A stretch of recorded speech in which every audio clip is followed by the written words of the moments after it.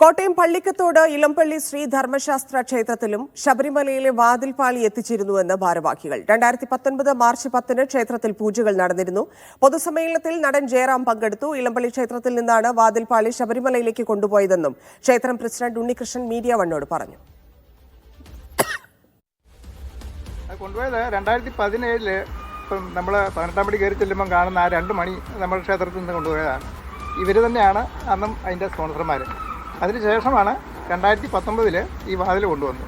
ഈ വാതിലിൻ്റെ ആദ്യ പണി എന്ന് പറഞ്ഞാൽ അതിൻ്റെ തേക്ക് തടിയിൽ തീർത്ത സാധനം ഇവിടുന്ന് ഗുരുവായൂർ കൊണ്ടുപോയി അവിടുത്തെ ഒരു നന്ദനാചാരി എന്ന ഒരു തച്ചനാണ് വാതിൽ പണിത് തിരിച്ചു കൊണ്ടുവന്നിട്ട് അത് ചെന്നൈക്ക് കൊടുത്ത് പ്ലേറ്റ് ചെയ്യാനായിട്ട് കൊണ്ടുപോയത്. അതിനുശേഷം ഈ മാർച്ച് 10-ാം തീയതി രാവിലെ 6 മണിയോട് കൂടിയാണ് നമ്മുടെ ക്ഷേത്രത്തിൽ കൊണ്ടുവരുന്നത്. അവിടെ കൊണ്ടുവന്ന് ആനക്കോട്ടിൽ വെച്ചാണ് ഇതിൻ്റെ കവറിങ് തന്നെ പൊളിക്കുന്നത്. അതുവരെ അത് ഭദ്രമായിട്ട് തന്നെ ഇരിക്കുക, വഴിക്കങ്ങ് ഒരിടത്തും അഴിച്ചില്ല. അതിൻ്റെ സീല് അഴിക്കുക എന്ന് പറയുന്നത് നമ്മുടെ അമ്പലത്തിൽ വന്നു കഴിഞ്ഞാണ്. നമ്മുടെ മേശാന്തി അതിനൊരു പൂജ നടത്തി. അതിനുശേഷമാണ് ജയറാം മക്കൾ വന്ന് ഇത് അമ്പലപ്പുഴ പേട്ടകെട്ടുകാരുടെ ഒരു രഥമുണ്ടായിരുന്നു, അത് അലങ്കരിച്ച് ഘോഷയാത്രയായിട്ട് 8-10 അമ്പലങ്ങളിൽ പോയതിന് ശേഷമാണ് പമ്പയിലോട്ട് ചെല്ലുന്നത്. ഒരു 10-11 കൂടിയാണ് നമ്മുടെ ക്ഷേത്രത്തിൽ നിന്ന് അത് കൊണ്ടുവന്നത്. ആദ്യമായിട്ട് അഴിക്കുന്നത് നമ്മുടെ അവിടെ വന്നു കഴിഞ്ഞാണ്. കാരണം അതിൻ്റെ സീല് പോലും അങ്ങനെയായിരുന്നു.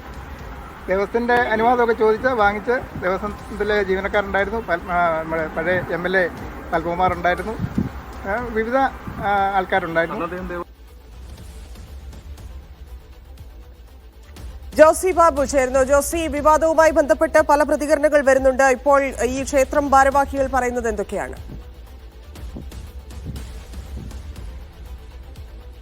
ധന്യ, രാവിലെ നടൻ ജയറാം ഇത്തരത്തിൽ കോട്ടയത്ത് ഒരു ക്ഷേത്രത്തിൽ ഈ സ്വർണ്ണവാതിലുകൾ എത്തിച്ചിരുന്നപ്പോൾ താൻ ആ ചടങ്ങിൽ പങ്കെടുത്തിരുന്നു എന്നുള്ളൊരു വെളിപ്പെടുത്തൽ നടത്തിയിരുന്നു. ചെന്നൈയിലെ പരിപാടിയുമായി ബന്ധപ്പെട്ടുകൊണ്ടുള്ള പ്രതികരണത്തിലാണ് നടൻ ജയറാം ഇത് വ്യക്തമാക്കിയത്. ഇതേ തുടർന്നാണ് ഈ ക്ഷേത്ര ഭാരവാഹികൾ ഇത് സംബന്ധിച്ചപ്പോൾ ഒരു വിശദീകരണം നൽകിയിരിക്കുന്നത്.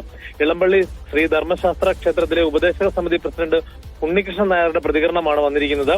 2019 മാർച്ച് 10-നാണ് ക്ഷേത്രത്തിൽ വാതിലെത്തിച്ചത്. 2017 ശബരിമലയിലേക്കുള്ള മണികളും ക്ഷേത്രത്തിൽ എത്തിച്ചിരുന്നു എന്നുള്ള കാര്യവും ഇദ്ദേഹം വെളിപ്പെടുത്തുന്നുണ്ട്. രണ്ടിന്റെയും ഒരാൾ തന്നെയായിരുന്നു ഇതിന്റെ സംഘാടനത്തിൽ അല്ലെങ്കിൽ ഇവിടെ എത്തിക്കുന്നതിൽ പ്രധാനപ്പെട്ട റോള് വഹിച്ചിരുന്നത്. ഉണ്ണികൃഷ്ണൻ പോറ്റിയായിരുന്നു ഇതിന്റെ പ്രധാനപ്പെട്ട റോള് വഹിച്ചിരുന്നത്. ജയറാം പങ്കെടുത്തു. കൂടാതെ അന്നത്തെ ദേവസ്വം ബോർഡ് പ്രസിഡന്റ് പത്മകുമാർ അടക്കമുള്ളവർ ഈ പരിപാടിയിൽ പങ്കെടുത്തു. അതിനുശേഷമാണ് പമ്പയിലേക്ക് കൊണ്ടുപോയതെന്നും വാസുദേവൻ ഉണ്ണികൃഷ്ണൻ നായർ പറയുന്നുണ്ട്. ഏതായാലും വാസുദേവൻ പറയപ്പെടുന്ന നേരത്തെ ഈ ക്ഷേത്രത്തിന്റെ ഭാരവാഹിയായിരുന്ന വാസുദേവനും ഇതിൽ ഈ സംഘാടനത്തിൽ ബന്ധമുണ്ടായിരുന്നു. ഈ വാസുദേവനുമായി ബന്ധപ്പെട്ടുകൊണ്ടാണ് നേരത്തെ പീഠം കൈവശം വെച്ചെന്നുള്ള ആരോപണം ഉയർന്നു വന്നത്. ഈ വാസുദേവനും ഈ ഉണ്ണികൃഷ്ണൻ പോറ്റിയും കൂടെ ചേർന്നാണ് ഈ ക്ഷേത്രത്തിൽ ഇത്തരത്തിൽ വാതിലുകൾ പൂജ അങ്ങനെയെങ്കിൽ അന്നുണ്ടായിരുന്ന ഇതിൽ ഉദ്ഘാടനം എന്ന് പറഞ്ഞു കൊടുത്തിരിക്കുന്നത് പത്മകുമാറാണ്. XMLA ദേവസ്വം ബോർഡ് പ്രസിഡന്റ് എന്ന് പറഞ്ഞാണ് ഇത് കൊടുത്തിരിക്കുന്നത് ഈ കാര്യപരിപാടിയിൽ. അപ്പോ പത്മകുമാറിന് ഈ കാര്യങ്ങൾ അറിയാമായിരുന്നു. ഇത് മാത്രമല്ല, സ്വർണ്ണപ്പാളി എവിടെയൊക്കെ കൊണ്ടുപോയി എന്നതിൽ പത്മകുമാറിന് അപ്പോൾ കൃത്യമായ ധാരണയുണ്ട് എന്നതുകൂടിയല്ലേ വ്യക്തമാവുന്നത്? തീർച്ചയായും ധന്യ, പത്മകുമാറിന്റെ അടക്കം പേരുകൾ ഉൾപ്പെടുത്തിക്കൊണ്ടുള്ള നോട്ടീസ് അടക്കം നമ്മളിപ്പോൾ പുറത്തുവിടുന്നുണ്ട്. തീർച്ചയായും പത്മകുമാർ അറിയാതെ ഇത്തരത്തിൽ പരിപാടി സംഘടിപ്പിക്കുവാനോ അല്ലെങ്കിൽ അദ്ദേഹത്തെ ഇതിൽ പങ്കെടുക്കുവാനോ കഴിയില്ല എന്നുള്ളത് സാമാന്യ യുക്തിക്ക് നമുക്ക് ചിന്തിക്കാൻ കഴിയും. സ്വാഭാവികമായും പത്മകുമാറിന് ഇക്കാര്യങ്ങളെക്കുറിച്ചും ഈ പരിപാടിയെക്കുറിച്ചുമൊക്കെയും വ്യക്തമായ ധാരണയുണ്ടായിരുന്നു.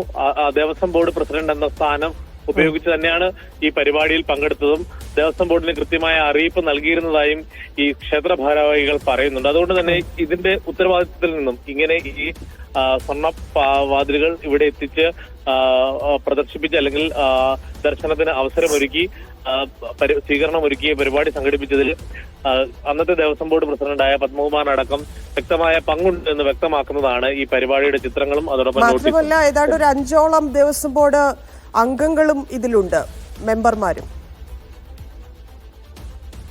തീർച്ചയായും നമ്മളിപ്പോൾ സംപ്രേഷണം ചെയ്ത ഉണ്ണികൃഷ്ണൻ നായരുടെ ബൈറ്റിൽ തന്നെ അദ്ദേഹം കൃത്യമായി വ്യക്തമാക്കുന്നുണ്ട് ദേവസ്വം ബോർഡിന്റെ ഭാരവാഹികളെയും അതോടൊപ്പം പ്രധാനപ്പെട്ട ജീവനക്കാരെയും ഉദ്യോഗസ്ഥരെയും ഒക്കെയും ഈ പരിപാടിയിലേക്ക് ക്ഷണിച്ചിരുന്നു. അവരൊക്കെയും ഈ പരിപാടിയിൽ പങ്കെടുത്തിരുന്നു. വലിയ വിപുലമായ പരിപാടിയാണ് സംഘടിപ്പിച്ചത്.